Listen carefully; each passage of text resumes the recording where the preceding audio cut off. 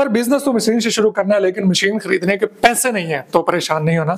आपका भाई हाजिर है आपके लिए, हर दफा कुछ ना कुछ नया लेके आता है। आज भी एक यूनिक ऑफर लेकर आया। जूस का बिजनेस, जूस का सीजन है, जूस के लिए जूस प्लांट चाहिए होता है। 60 लीटर का ये जूस प्लांट आप देख रहे हैं, ये double jacket food grade stainless steel में है।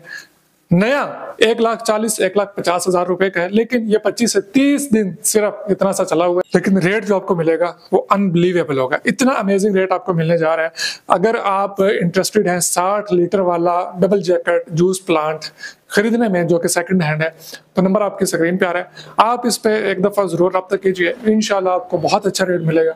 और साहिवाल में अपने ऑफिस है, आप तशरीफ ला सकते हैं, देख सकते हैं और इसको खरीद के अपना जूस का बिजनेस शुरू कर सकते हैं। ज्यादा तफसील में नहीं जाऊंगा, सेकंड हैंड मशीन है।